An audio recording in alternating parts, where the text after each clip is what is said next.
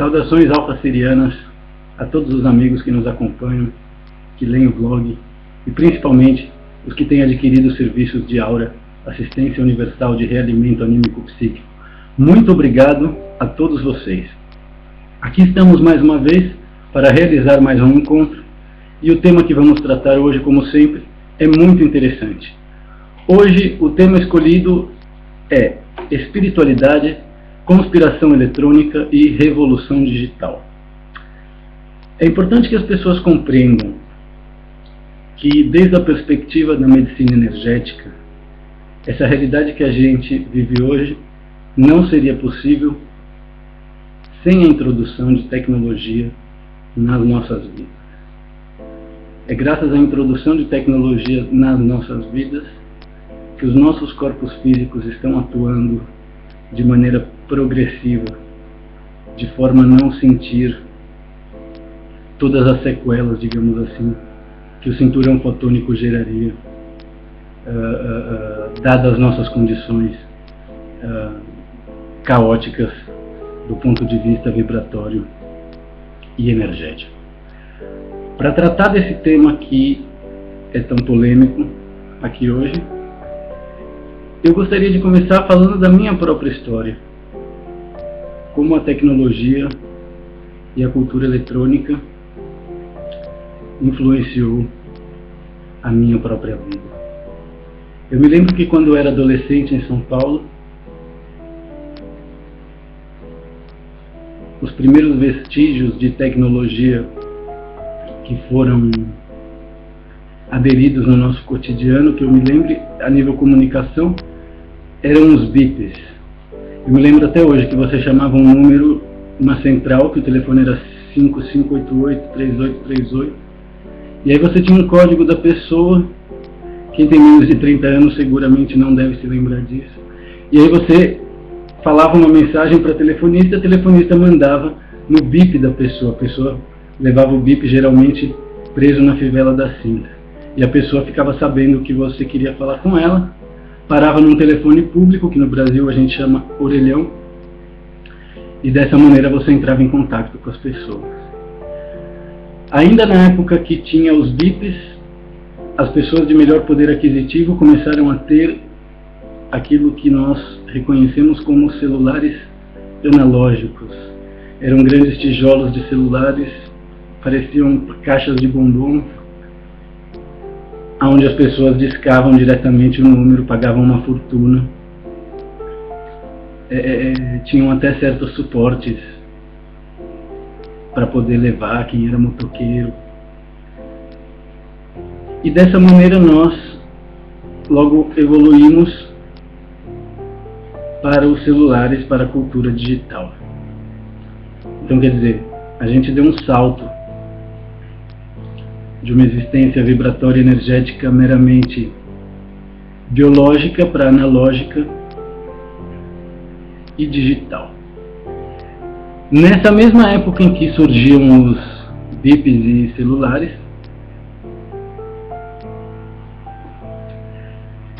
surgia também na cultura adolescente as festas raves. Algumas pessoas me escreveram pedindo para que eu falasse um pouco sobre esse assunto, porque elas frequentam festas raves e sentem que por detrás daquilo existe algo estranho ou obscuro. Quando eu tinha por volta de 14, 15 anos, na década de 90, eu comecei. Pela primeira vez eu fui numa festa rave em São Paulo. E aquela época realmente as impressões que uma festa rave causava eram mágicas, justamente porque haviam pouquíssimas pessoas que entendiam aquele conceito de festa, livre de banda, livre de letras de música, livre de tietagem. Era todo mundo simplesmente se reunindo para realizar uma festa e dançar ao som de música eletrônica e alguns aditivos, algumas drogas, que até então eram novidade, principalmente no Brasil. A sensação de liberdade que isso causava e de revolução contracultural era realmente grande, era realmente forte. Uma vez que as pessoas que eram DJs, que eram jornalistas, que eram produtoras, que eram drag queens, elas se colocavam todas no mesmo patamar, independente do estereotipo, da egrégora que elas representavam. Então foi através das redes que pela primeira vez um playboyzinho jiu-jiteiro dançava na mesma pista de dança de um travesti, ou de um viadinho clubber, ou de um surfistinho, ou de qualquer outro estereótipo da juventude, ou tribos urbanas. E não tinha briga, e não tinha problema, e não tinha competição. E claro, isso tinha toda uma magia maravilhosa. Ao invés de acontecer pela noite, o melhor da festa acontecia de manhã, entre outras coisas que enquanto as festas raves eram underground, tudo isso era muito legal e muito positivo de se ver. Porém, como todas as coisas que surgem em 3D, essa cultura também foi infiltrada pela mentalidade industrial, pela mentalidade neoliberal. E dessa maneira, aquilo que era uma festa que mais parecia um ritual eletrônico, onde nós nos alterávamos e percebíamos partes do nosso ser, níveis energéticos, através de música, batidas e frequências, foi se transformando numa indústria de rotina, onde a repetição, tanto das músicas, como dos ritmos, como das roupas, como da moda, e a intensificação, o estímulo histérico de tudo isso começou a incomodar. Então aquele ritual sagrado de repente se transformou numa indústria de uma fábrica de salsicha, de adolescentes que imitavam o comportamento daquelas pessoas que eles viam e admiravam, queriam ser iguais. E logo com isso surgiu a cultura dos cybermanos, que eram adolescentes da periferia, que não se identificavam com a cultura da periferia, seja o hip hop, seja o samba, e se identificavam com a cultura eletrônica e saíam lá da sua vila e atravessavam 20 quilômetros caminhando ou trocando de condução para economizar grana para poder dançar. E todas essas pessoas durante muito pouco tempo se reuniram na mesma pista. Logo isso tudo se transformaram em pequenas ramificações que viraram verdadeiras linhas de combate, né? Então quem gostava de house falava mal de psytrance, e quem gostava de psytrance falava mal de cybermano que gostava de jungle ou drum and bass, entre outros tipos de antagonia cultural que eram alimentadas pelaquela indústria, que no começo não era indústria e permitia uma igualdade muito gostosa, muito prazerosa, seja na pista, seja através da música, mas logo isso também ganhou ares satânicos, ares idólatras. Então o DJ foi transformado num mestre de cerimônias e foi posto cada vez mais longe da vibe da pista. Logo surgiu o Skull Beats, logo aqueles DJs talentosos que eram amigos de adolescência se transformaram nos ídolos da juventude britânica, gravaram com o Carl Cox, gravaram com não sei quem. Então quer dizer, a gente teve um progresso da cultura eletrônica durante os anos 80, 90 e 2000, onde aquilo que era uma simples cultura de gueto, de músicas e rádios alternativas de FM, que reunia as pessoas de menor poder aquisitivo ou de mentalidade alternativa para bailar, de repente se transforma na indústria da balada e passa a ser a principal forma de diversão, a ponto inclusive de cobrir, né, todas as outras formas de diversão que a gente tinha antes. Eu me lembro que a maioria das pessoas que faziam rodinha de violão, que tocavam na faculdade, ao serem introjetadas na cultura eletrônica, passavam a ter raiva de tudo isso. Eu falo até por mim mesmo. Eu tocava violão e depois comecei a ser DJ e fiquei muito longe da música acústica por um bom tempo, enquanto a música eletrônica e a cultura eletrônica suprir a minha forma de ser e existir. Isso deixou de ser justamente porque eu fui morar em Ibiza, e em Ibiza as coisas são mais pesadas, em Ibiza as coisas são mais fortes, na Europa em geral, né? Então aqui, eu estava acostumado com aquela cultura de idolatria, com aquela cultura de juntar grana para poder ir nas festas e me reunir com os amigos. E de repente, quando eu cheguei em Ibiza, eu vi que aquilo era uma indústria diária. E uma das coisas mais impressionantes que aconteceu foi uma vez quando teve um óbito numa festa. Uma adolescente morreu. E as pessoas simplesmente cobriram o corpo e continuaram bailando, né? Naquele momento eu pensei, caramba, se isso fosse no Brasil, seguramente que a festa acabaria. As pessoas ficariam chocadas. E aqui não, tá lá o corpo coberto e elas continuam bailando. E aquilo me deixou muito chocado. Naquele momento eu entendi que eu realmente não queria perdão, ser DJ, não queria ser músico, não queria trabalhar na noite, não queria fazer parte do casting de nenhuma agência. Me lembro de uma vez também que tive um dos processos de clarividência extrafísica mais forte. Porque essa época que eu fui morar em Ibiza, eu já não... Ou seja, eu me encontrei, foi ali em Ibiza que eu encontrei o médico animósico e tudo isso que vocês veem hoje começou. Mas antes disso eu era DJ, eu era músico, eu ia por aí viajando pelo mundo. E em Ibiza, tanto em Goa como em Ibiza, caiu dentro de mim muito forte essa consciência de que isso não é pra mim, eu faço isso para sobreviver. Eu quero viver das terapias, eu quero viver de aula de yoga, mas eu não acreditava que era possível, então eu seguia fazendo essas coisas. E uma vez eu estava na Space, eu já não saía na noite, mas aquele dia iam ter dois DJs que os meus amigos e eu na época gostavam muito, que eram o Laurent Garnier e o Carl Cox. E eu todo animado, porra, Laurent Garnier, então eu vou, e etc e tal. E quando eu cheguei ali, aquilo era um inferno de gente, de apertado, de odores e entre outras coisas, que eu comecei a ver no aspecto 4D daquela realidade. E tive uma crise de pânico, tive uma crise de desespero e queria ir embora e não tinha tomado nada, não tinha usado nada, já não usava drogas. E não encontrava a porta de saída da Space. Mas encontrei umas cadeiras de massagem eletrônica muito boa, onde você pagava 5 euros meia hora. Para Ibiza esse preço era super barato.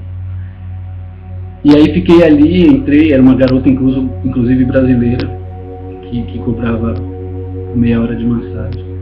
E aí fiquei ali, me acalmei, e ali pude sentir o efeito do trabalho dos meus guias, entendi que a minha clarividência e o meu chakra ágina estava sendo trabalhado.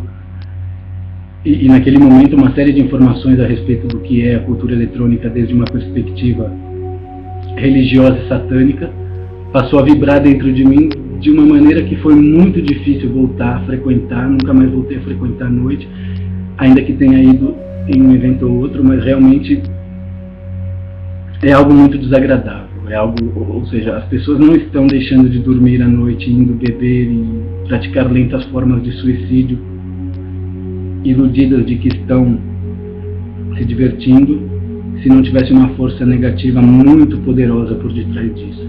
Agora, claro, o negativo trabalha junto com o positivo. É preciso saber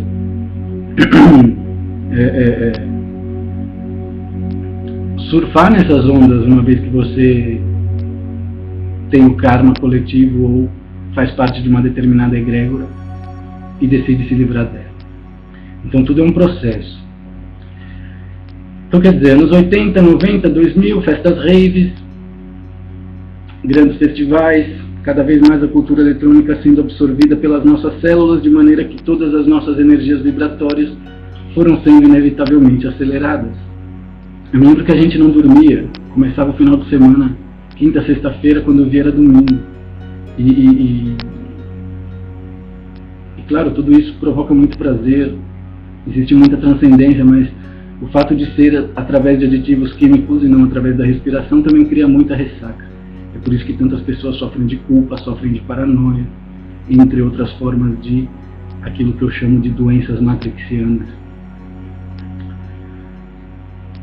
Logo, hoje em dia nós estamos aí à beira de um colapso de nervos, graças a uma cultura que adentrou as nossas vidas, que é a cultura do iPhone, WhatsApp, entre outras formas de rede de comunicação que mantém as pessoas não só conectadas, mas num nível de aceleração, num nível de tensão, perdão, absurdo. E esses aparelhos acabam funcionando como uma pequena extensão dos nossos corpos.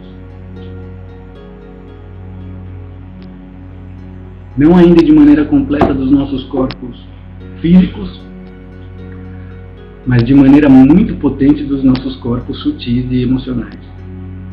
De maneira que você vê as pessoas andando na rua, olhando para o celular dela, de forma a perder cada vez mais contato com a realidade externa, ou com a realidade própria.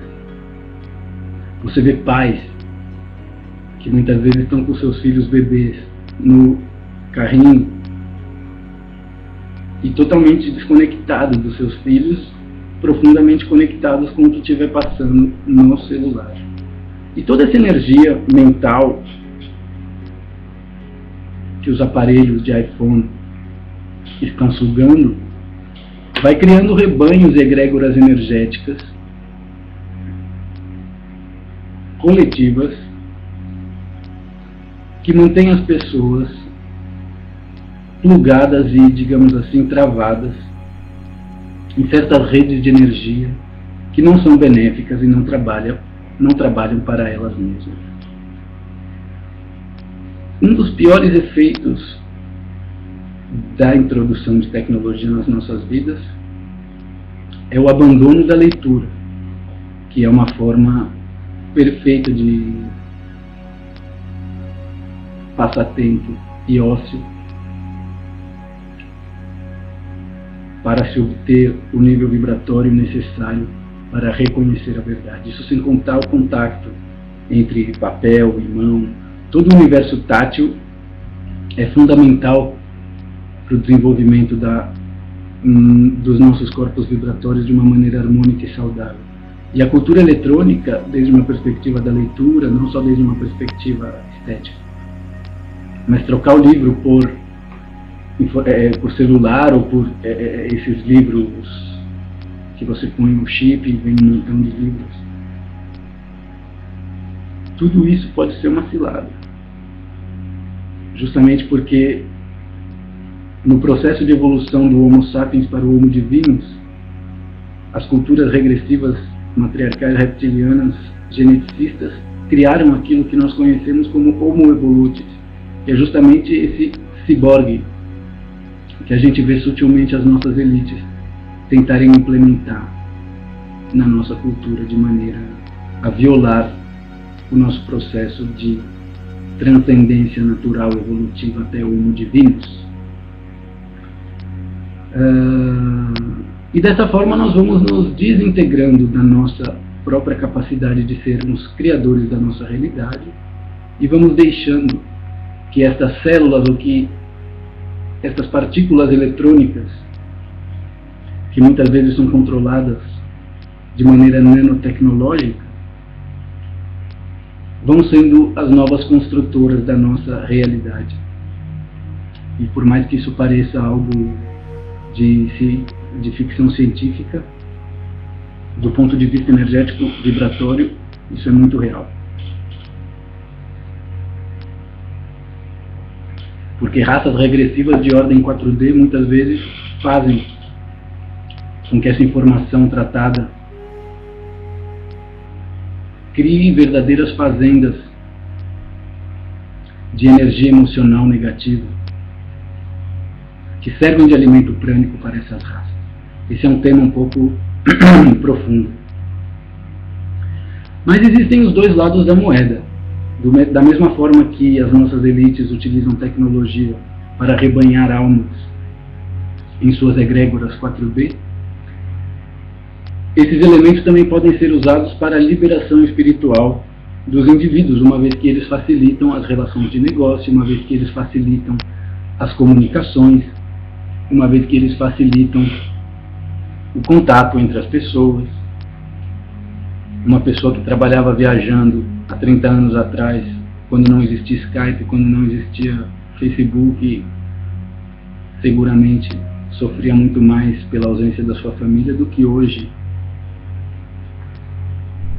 Então, quer dizer, é muito importante que vocês compreendam a natureza da realidade desde uma perspectiva energética e vibratória, para que dessa forma vocês possam ser criadores da própria realidade, criando essa realidade desde a partir da energia toroidal, que uma vez que os chakras estejam trabalhando de maneira harmônica, será conectada,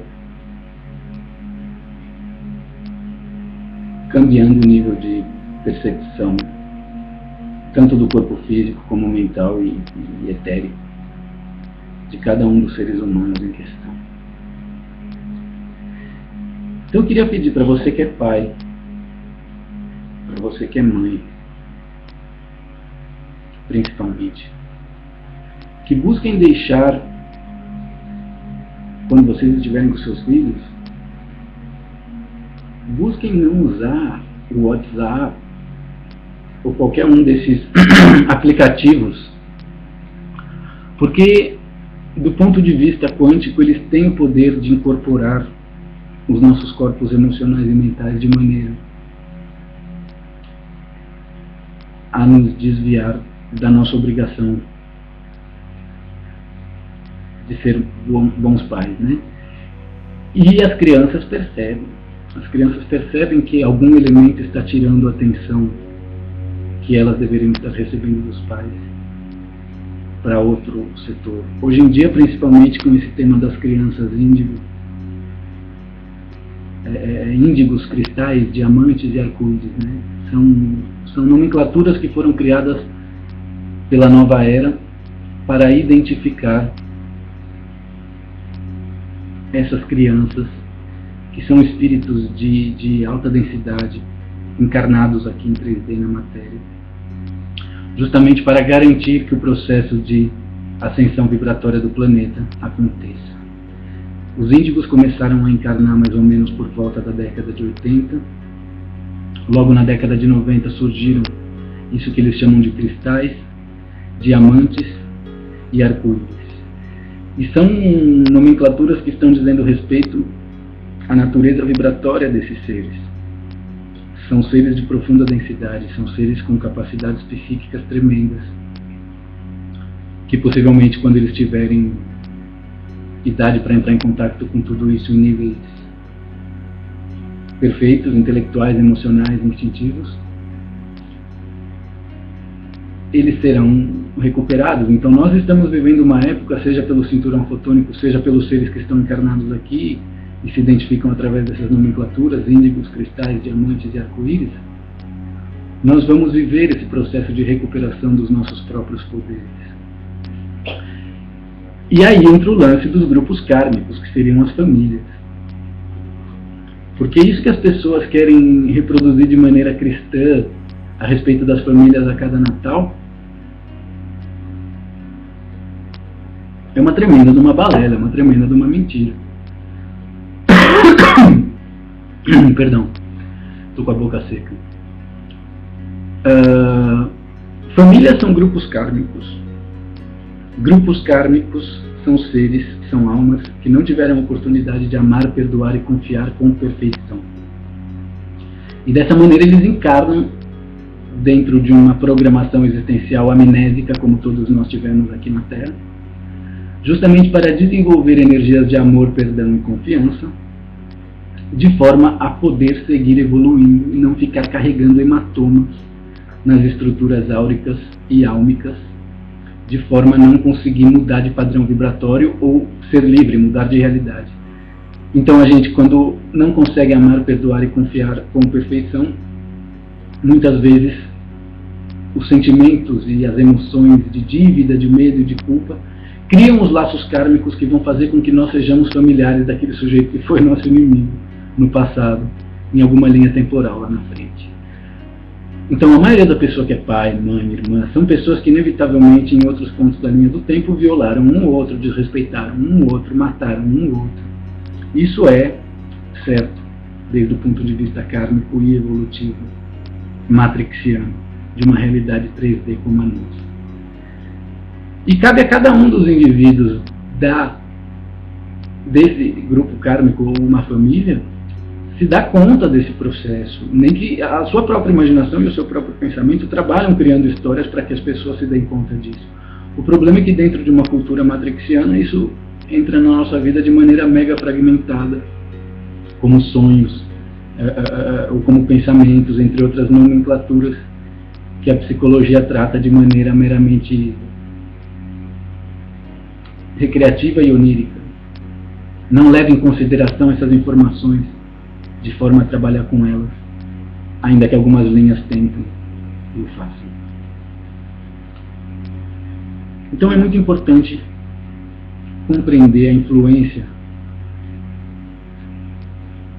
que a tecnologia tem nas nossas vidas, para que a revolução digital possa fazer efeito rumo à espiritualidade e para que a conspiração eletrônica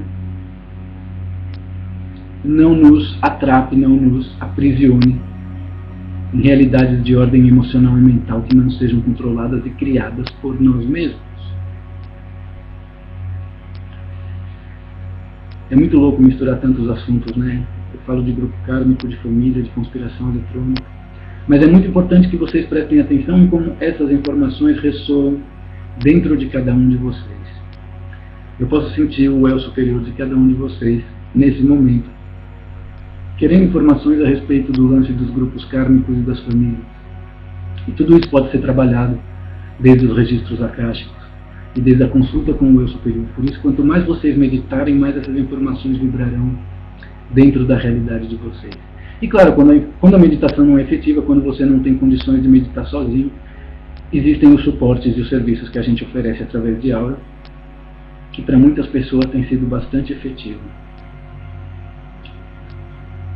Eu gostaria de dizer a vocês também que no mês de novembro de 2015, eu estarei no Brasil durante o mês de novembro, nas cidades de Belo Horizonte e São Paulo, oferecendo consultas individuais, palestras e cursos para aqueles que estiverem interessados. Logo eu farei um vídeo especial divulgando cada uma das propostas que a gente vai ter nessa oportunidade agora em novembro no Brasil.